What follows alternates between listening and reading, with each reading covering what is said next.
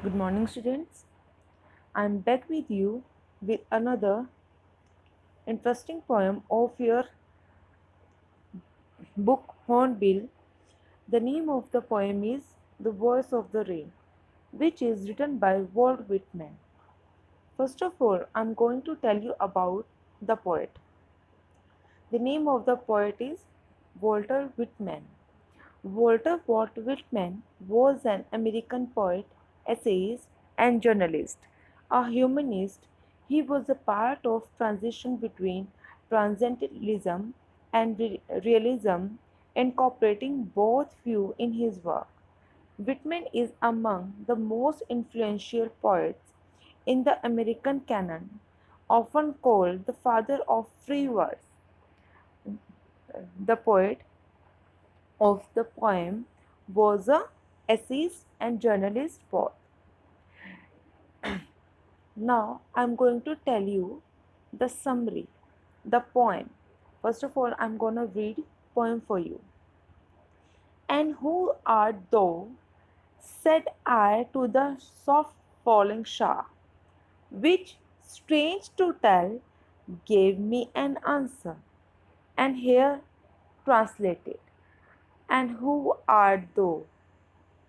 Said I. Who is I here? I is the poet. He is asking, who are you? To the soft falling shower. जो rain हो रही है उससे पूछ रहा है that who are you we strange to tell me और ये मेरे लिए स्ट्रेंज है कहना कि मुझे आंसर मिला जो कि मैं अब ट्रांसलेट कर रहा हूँ. I am the poem of the earth set the voice of the rain. मैं अर्थ की पोएम हूँ. वॉइस ने रेन की वॉइस ने कहा.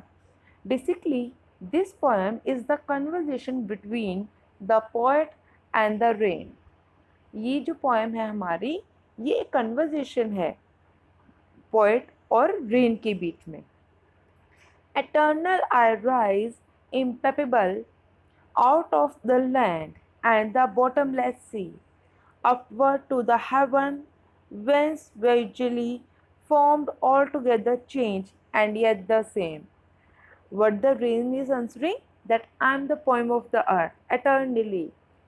जिसकी कोई सीमा ना हो.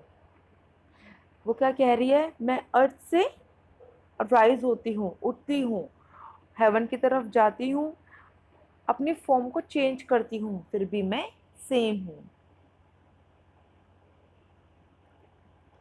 I descend to lap the droughts, atomies, dust layer of the globe, and all that in them without me were seeds only, latent unborn.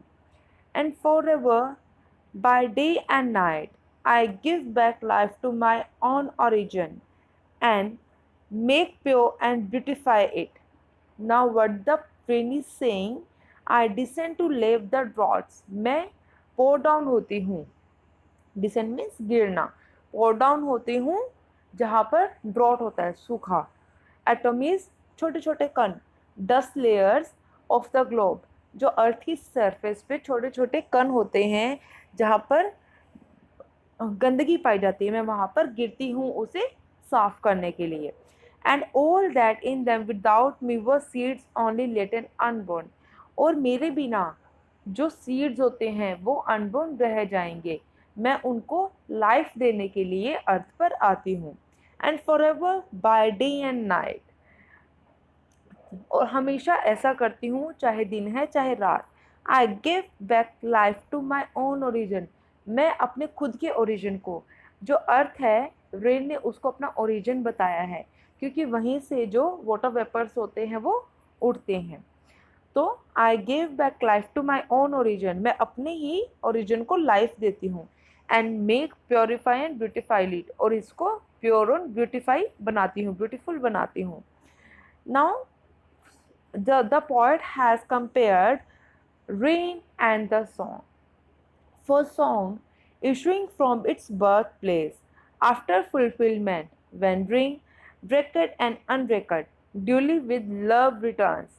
अब यहाँ पर पोएट ने क्या कहा है कि सॉन्ग भी यही काम करता है. विच originates from the heart of a singer, जो ओरिजिन करता है, ओरिजिनेट होता है सिंगर के हार्ट से, जो उसका बर्थ प्लेस है। यहाँ पर सॉन्ग का birth place is the heart of a singer, और and birth place of earth rain is earth surface. Fulfil करता है, घूमता है, चाहे किसी को अच्छा लगे या ना लगे, और वापस अपने बर्थ प्लेस पर आ जाता है। This was the poem. Now I am going to tell you the summary of the poem. The voice of the rain celebrates rain and the accompanying water cycle and sports life and benefits the earth. The voice of the rain, it is the name of the poem. Celebrates rain and the accompanying water cycle. Celebrate करती है rain को और accompany करती है water cycle. Water cycle आप सबको पता होगा, जब आप छोटे थे आपने पढ़ा होगा कि कैसे water cycle बनती है, रेन कैसे आती है, कैसे pour down होती है। Sports life and benefits the earth, ये लाइफ को सपोर्ट करती है और अर्थ को बेनिफिट देती है। The poet recounts a conversation he had with falling rain drops. Poet ने हमें क्या बताया है? I have already told you, it is a conversation between the poet and the falling rain drops और the rain. He asked the rain, and who art thou? Means who are you? And strangely the rain answer, or strangely, we all know that rain cannot speak. Still the poet had said, it is the imagination of the poet, कि rain ने answer किया, calling itself the poem of the earth। क्या कहा खुद को? that she is rain, she is the poem of the earth। The rain says that it is the born in the form of intangible vapors that rise eternally from the earth's land। अब rain क्या कहती है कि ये vapours की form में पैदा होती है, एंड डीप वाटर बॉडीज, कहाँ से? डीप वाटर बॉडीज से और अर्थ की लैंड से। Then it reaches upwards towards heaven, अब फिर ये कहाँ चली जाती है? हेवन में चली जाती है। In the form of clouds, impalpables, visually formed and altogether changed।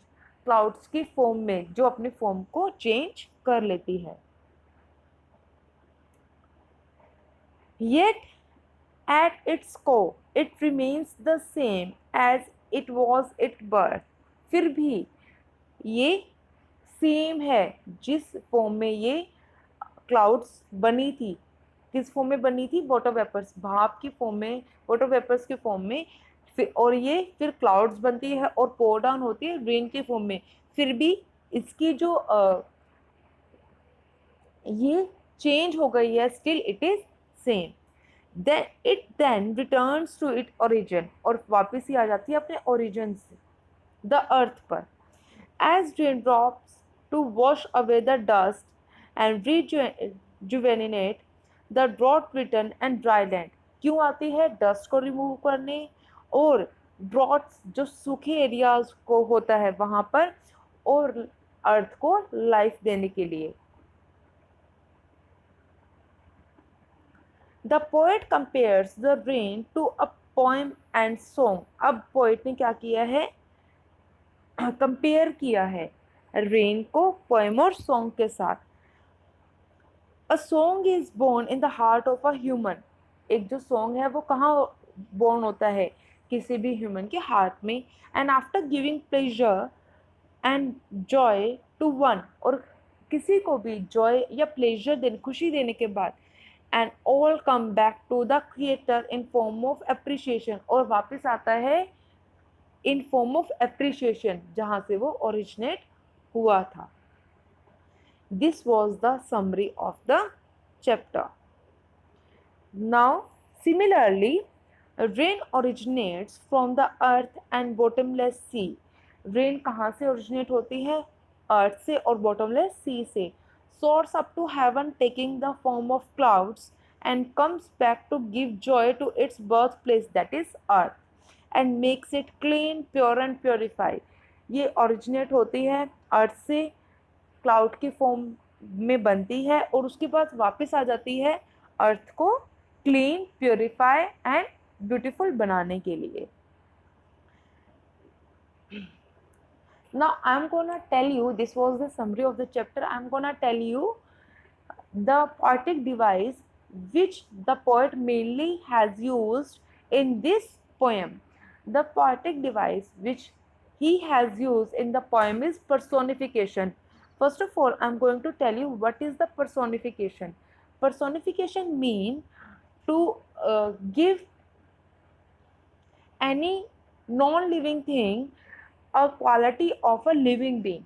जब हम नॉन लिविंग थिंग को, एब्स्ट्रैक्ट नाउन को, एब्स्ट्रैक्ट थिंग्स को ह्यूमन बींग्स की क्वालिटीज दे देते हैं, that is called as personification. तो यहाँ पर रेन को उसने पर्सोनिफाइड किया है as a human being. He has used she for the rain. voice of the rain, we all know that a rain did not have voice, still उसके वो उसने क्या यूज़ किया है, वॉइस वर्ड यूज़ किया है रेन के लिए. तो the poet has use personification as a poetic device in this poem. Now try to answer these questions on your own. What does the phrase strange to tell me? How is the cyclic movement of the rain brought out in the poem? Why are the last two lines put within the brackets? Last two line को brackets में क्यों रखा गया है? Explain the parallels drawn between the rain and the music. Rain और music को parallel same कैसे बताया गया है? These were the questions you have to answer yourself. This is all for today. Thank you. Have a great day ahead.